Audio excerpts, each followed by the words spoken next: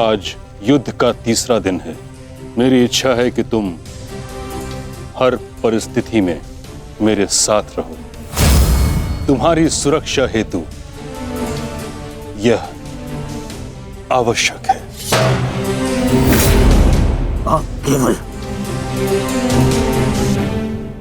सेना के नेतृत्व के बारे में सोचिए।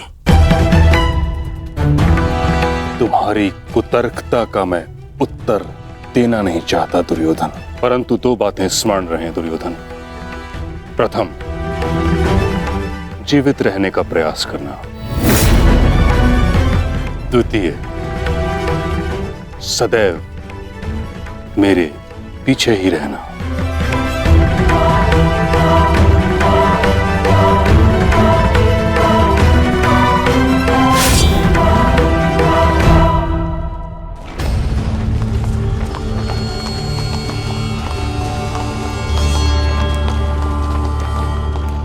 प्रणिपात पिताश्री।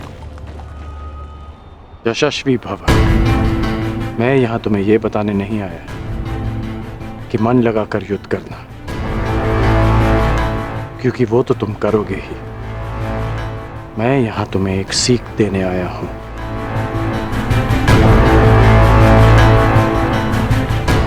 युद्ध क्षेत्र में योद्धा कहां है, ये जानने का सबसे अच्छा संकेत है उसके युद्ध की पताका। तुम्हें जिसकी भी रक्षा करनी है या जिस पर भी प्रहार करना है, उसके रथ की पताका को जानना, पहचानना बहुत आवश्यक है। मैंने ये तुमसे पहले नहीं कहा, पर आज कह रहा हूं कि मुझे स्वयं पर गर्व है कि मैं तुम्हारा पिता हूं।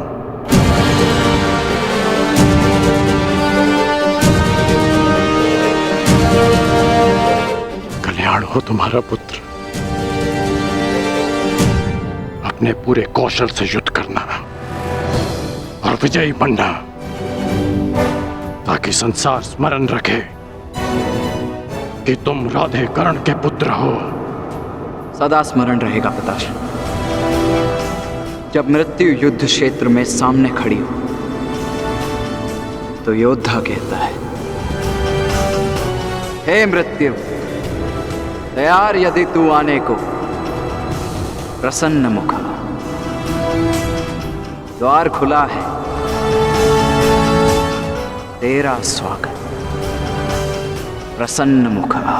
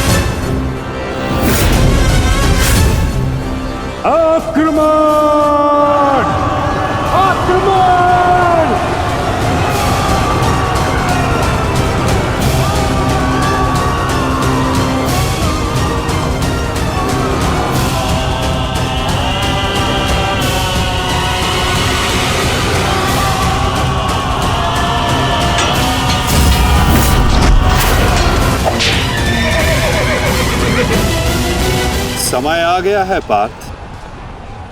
क्या करना है, स्मरण है ना?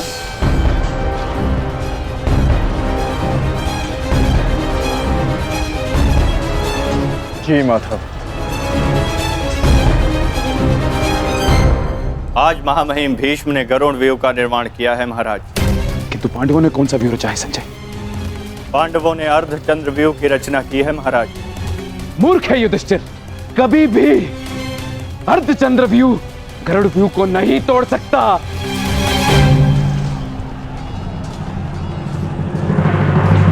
प्रस्थान करो विकोदर। जो आदेश वासुदेव। अपने साथ कुछ सैनिक भी लेते जाओ। जी वासुदेव। सैनिकों, आगे बढ़ो।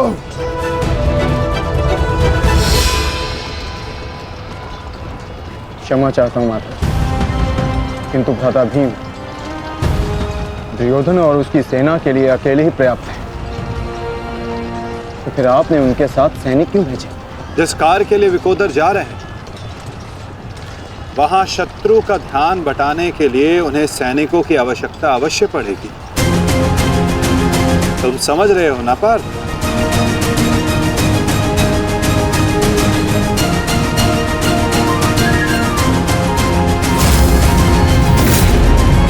दुर्योधन, कल जो कार्य अधूरा रह गया था उसे पूर्ण करने का आज समय आ गया है। हाँ भीम, हाँ, क्योंकि नियति ने तुम्हारी मृत्यु मेरे हाथों लिखी है, मेरे हाथों। आओ, एक बार पुनः सोच लो दुर्योधन, कल मैंने ही तुम्हें प्राण दान दिया था और उसी के कारण आज तुम एक भयभीत हिरण की भांति पितामह की छाया में छिप कर बैठे हो। बाहर निकलो और लड़ो मुझसे। दुर्योधन, कहीं ऐसा तो नहीं कि तुम्हें अब समझ में आ रहा है कि रणभूमि सजाकर तुमने कितनी बड़ी मूर्खता की है? अभी ज्ञात हो जाएगा कि किसने कितनी मूर्खता की है। आओ दुर्योधन, मैं तुम्हारी प्रतीक्षा कर रहा हूं। साथी,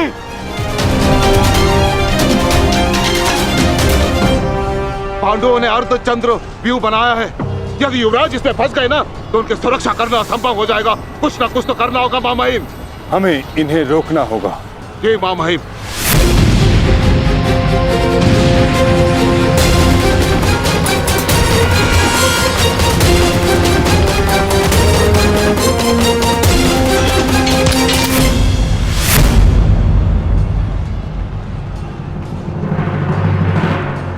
प्रणिपात प्रपितामह।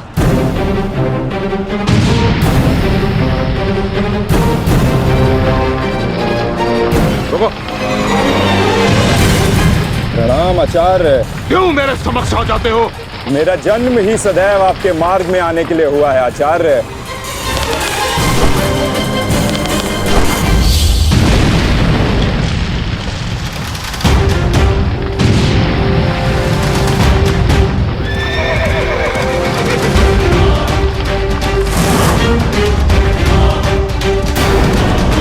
मुझे युवराज की सहायता के लिए जाना होगा।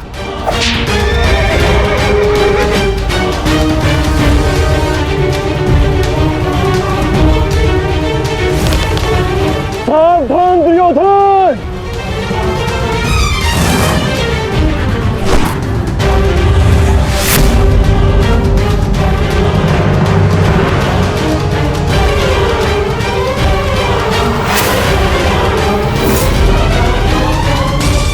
चूक गए अर्जुन। अपना एक बाण व्यर्थ कर दिया तुमने। ना मेरा बाण अपना लक्ष्य चूकता है और ना मैं कोई बाण बिना लक्ष्य संधान करता हूं।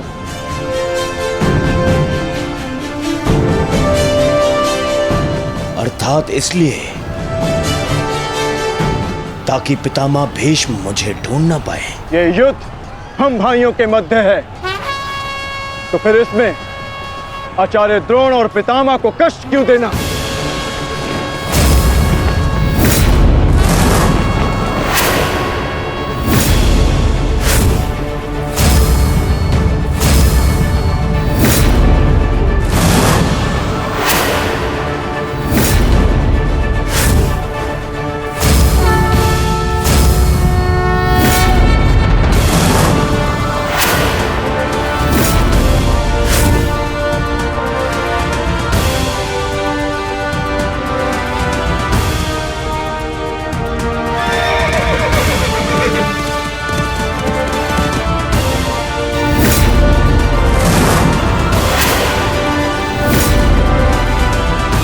युद्ध क्षेत्र में योद्धा कहाँ है, ये जानने का सबसे अच्छा संकेत है उसके युद्ध की पताका। सारी पांडव पताकाएं एक साथ, अर्थात वहां कोई एक विशेष शत्रु है, और वो विशेष शत्रु युवराज दुर्योधन के अतिरिक्त और कोई नहीं हो सकता।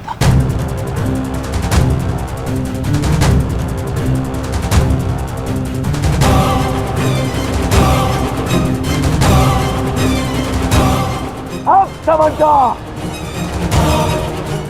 जब बल से कार्य नहीं बना तो छल से मुझे बंदी बनाने की योजना बनाई है तुम पांडवों ने। हाँ?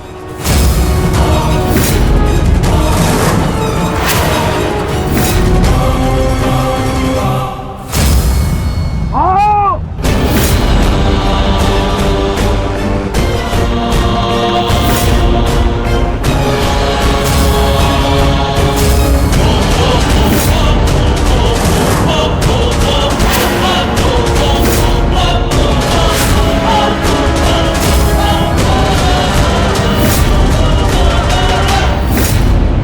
सावधान दुर्योधन,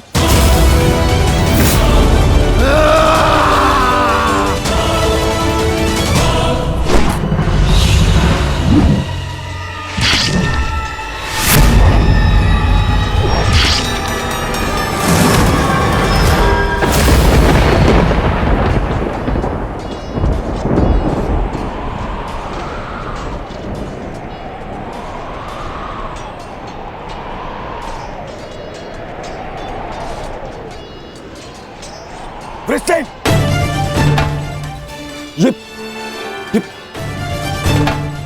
ये क्या किया तुमने पुत्र? वचन पूर्ण किया। उठो उठो उठो।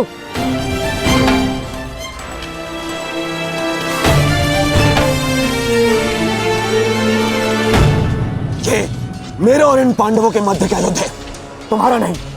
तुम जाओ, ये मेरा आदेश है, जाओ यहाँ से। आज यदि स्वयं ईश्वर भी मुझे आदेश दे तो मुझे स्वीकार नहीं है युवराज। आपके द्वार से कोई खाली हाथ नहीं लौटना चाहिए युवराज। शत्रु युद्ध मांग रहा है यार। आइए मिलकर उसे युद्ध का आनंद देते हैं।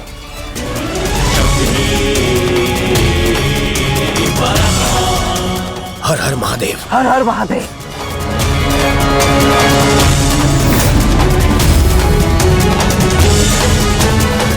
उठ जाओ वृषसेन, आज मेरे और दुर्योधन के मध्य जो भी आएगा या तो रणभूमि से जाएगा या संसार से।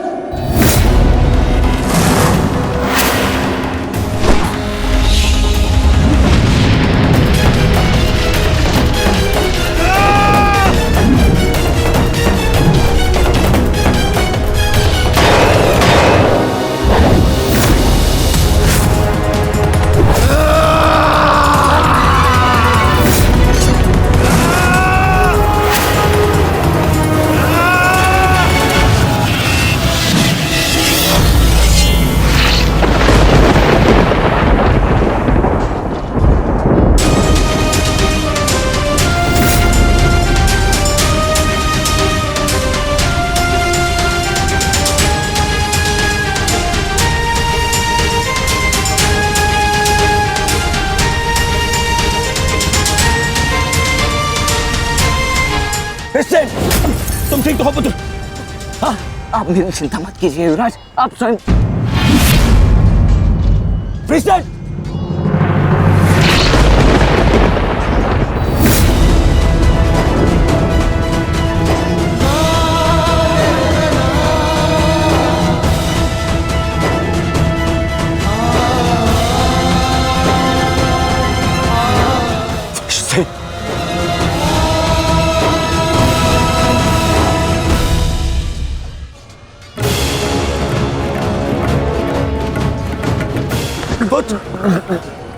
वृषसेन, अभी भी समय है, लौट जाओ।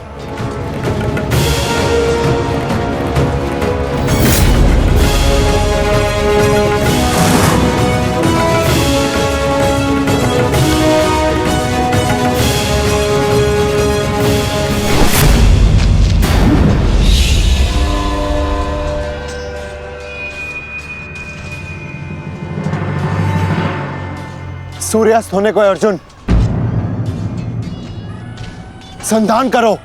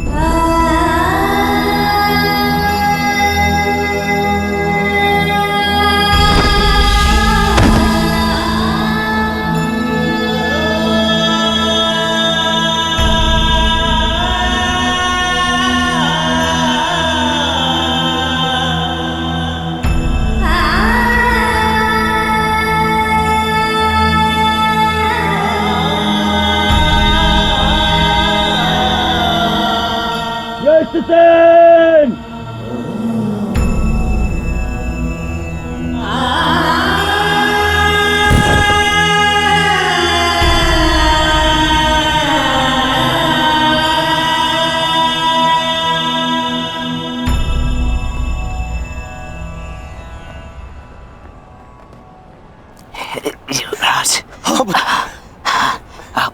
अब सुरक्षित तो है। हाँ पुत्र, मैं सुरक्षित। और तुम चिंता मत करना, मैं तुम्हें अभी वैद्य के पास में लेके जाऊंगा। तुम स्वस्थ हो जाओगे। आओ आओ।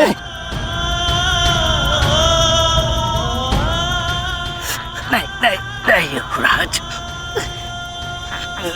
मेरे पास समय नहीं है। नहीं।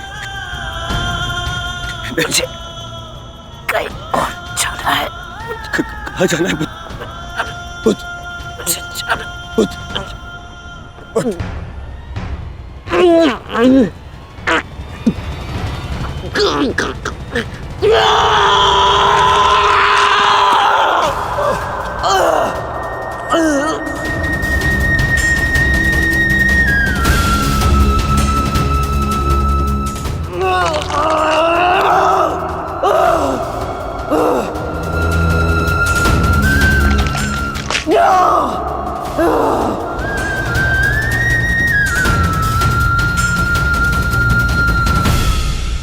इस संसार से जाने से पूर्व मुझे उनसे मिलना है जिन्होंने मुझे इस संसार में आने का लक्ष्य समझाया।